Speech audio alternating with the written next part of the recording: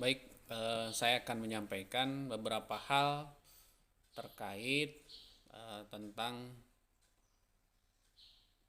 mata kuliah yang saya ajarkan, yaitu pendidikan Pancasila, yang sebentar lagi kita akan menjalani kalender akademik, yaitu melaksanakan ujian akhir semester.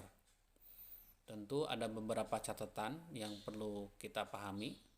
Pertama, Pancasila ini apa sih hakikatnya pendidikan Pancasila, sehingga pendidikan Pancasila ini diajarkan dari mulai pendidikan PAUD itu karena udah ada bagaimana nilai-nilai kebangsaannya, kemudian dari SD, SMP, SMA sampai perguruan tinggi itu selalu ada pendidikan Pancasila.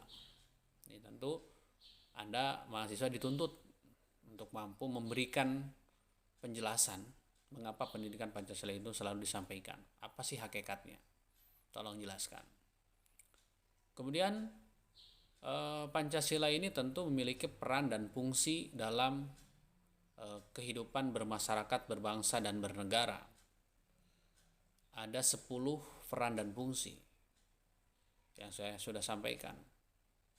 Salah satu contoh misalkan bagaimana peran dan fungsi Pancasila itu sebagai jiwa. Pancasila itu sebagai jiwa bangsa Indonesia.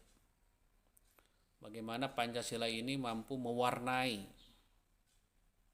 perilaku warga negara karena menjiwa sebagai ideologi. Bagaimana orang-orang atau penduduk warga negara Indonesia itu memiliki jiwa ketuhanan. Jiwa ketuhanan itu artinya mereka harus percaya kepada Tuhan, kepada Tuhan yang Maha Esa, jiwa ketuhanan yang Maha Esa. Orang-orang yang senantiasa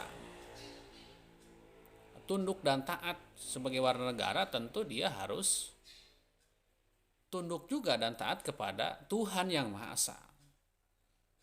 Yang kedua adalah bagaimana kita dituntut untuk memiliki rasa jiwa kemanusiaan, pri kemanusiaan, mampu memberikan bantuan bagi orang lain, bagi orang-orang yang membutuhkan.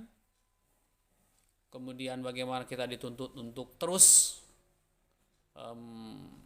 memberikan semangat persatuan, bagaimana kita menjaga NKRI ini, menjaga kesatuan. Kemudian kita bagaimana mampu bijaksana dalam mengikuti musyawarah, kegiatan-kegiatan pemilu, kegiatan-kegiatan yang melibatkan banyak orang, tentu dituntut untuk bijaksana, memiliki pemahaman, dan tentu bagaimana kita dituntut untuk memiliki rasa keadilan. Selanjutnya, Pancasila itu sebagai identitas nasional. Kita tahu bahwa identitas nasional adalah manifestasi nilai-nilai budaya yang tumbuh dan berkembang dalam aspek kehidupan suatu bangsa. Ciri-ciri khas dengan ciri-ciri khas tadi suatu bangsa sehingga bisa membedakan dengan bangsa lainnya. Bangsa Indonesia tentu berbeda dengan bangsa Amerika. Kenapa? Karena kita memiliki jiwa Pancasila, karena kita berdasarkan ideologi Pancasila. Kita berbeda dengan Cina, kita berbeda dengan bangsa-bangsa lain. Kemudian Pancasila, hal yang keempat yang perlu Anda ketahui adalah Pancasila ini sebagai moral bagi pembangunan ilmu pengetahuan. Bagaimana implementasinya pada sila-sila itu? Silakan, misalkan Anda memberikan pemahaman, saya memberikan contoh bagaimana implementasi sila pertama pada moral pembangunan ilmu pengetahuan. Tentu mengedepankan ilmu pengetahuan itu kalau berdasarkan Pancasila tidak boleh lupa tentang ketaatan Anda untuk beragama sebagai motivasi besar orang taat beragama, sebagai motivasi yang sangat luar biasa ketika orang menjalankan agamanya, sehingga dijadikan dasar dalam menggali, memahami pengetahuan, sehingga dijadikan dasar menjadi moral ilmu pengetahuan. Semakin tinggi jabatan Anda, semakin tinggi posisi Anda, semakin tinggi ilmu Anda harus tahu bahwa suatu saat Anda akan diminta pertanggungjawabannya. Nah, itulah nilai agama di sana. Sehingga orang tidak merasa pintar, orang tidak merasa hebat, orang tidak merasa dirinya paling benar kalau sudah dilandasi oleh nilai Pancasila yang pertama. Selanjutnya, berbicara tentang ideologi Pancasila, juga Anda harus mengetahui ideologi lain yang ada di berbagai belahan dunia.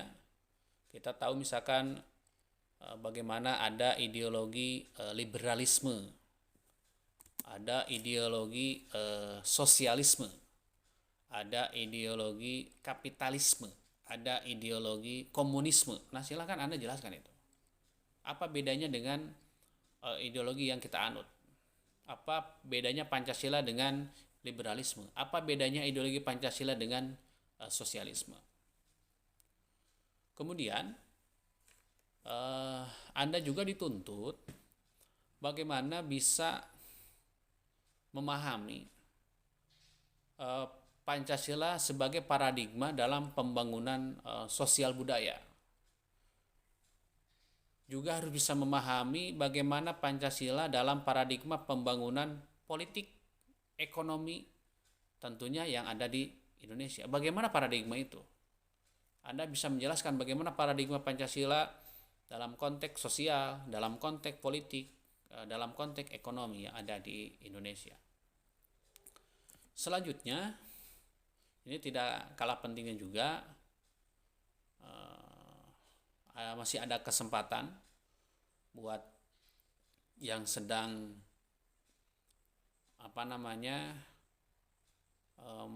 yang sedang meneruskan atau mempublikasikan hasil wawancara yang telah Anda lakukan beberapa saat yang lalu, beberapa bulan yang lalu. Anda terjun kepada masyarakat, bertanya mengenai bagaimana demokrasi yang tumbuh dan berkembang di masyarakat. Kemudian Anda bertanya tentang berbagai hal tentang demokrasi, tentu juga Anda harus bisa menyimpulkan bagaimana itu semua. Apa yang berkesan buat Anda?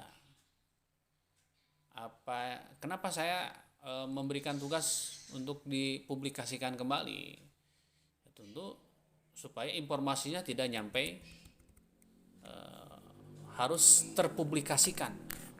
Bukan hanya Anda saja yang tahu, bukan hanya orang-orang tentu yang tahu, tentu orang lain juga ketika dipublikasikan ini ada kemungkinan mereka mengetahuinya. Selanjutnya,